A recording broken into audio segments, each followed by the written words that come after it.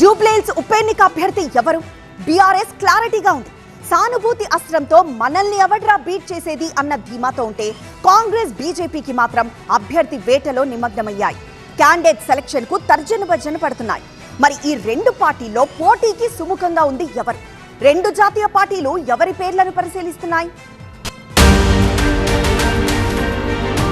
Jubilee Hills bypoll schedule కు ముందే కాకరేపుతోంది.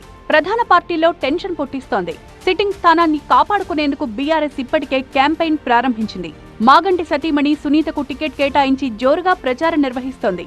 సానుభూతి అస్త్రాన్ని జోడించి జూబ్లీహిల్స్ ప్రజలు మాగంటి కుటుంబానికి అండగా ఉండాల్సిన సమయం వచ్చిందంటున్నారు బీఆర్ఎస్ నేతలు.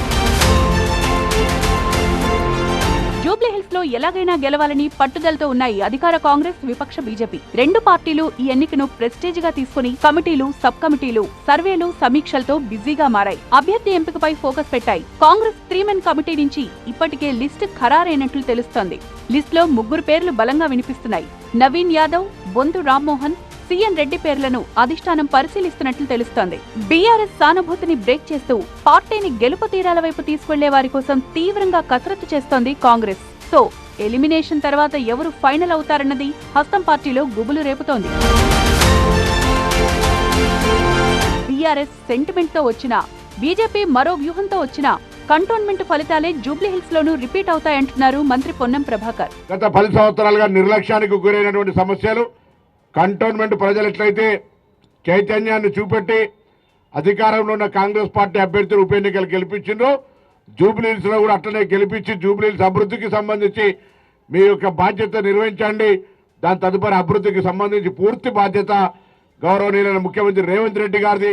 8 మంది ఎంపీలు, 8 మంది ఎమ్మెల్యేలున్న బీజేపీ సైతం బైపోల్ పోరుకు సై అంటోంది. బీజేపీకి బ్రాండ్ గా భావించే అర్బన్ ఏరియా కావడం, యువత ఎక్కువగా ఉండడంతో ఉప ఎన్నికల్లో గెలుస్తామన్న ధీమాతో ఉన్నారు.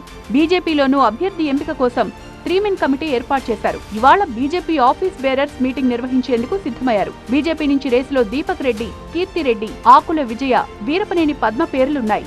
వీరిలో ఎవరిని ఫైనల్ చేస్తారన్నది తెలియాల్సింది.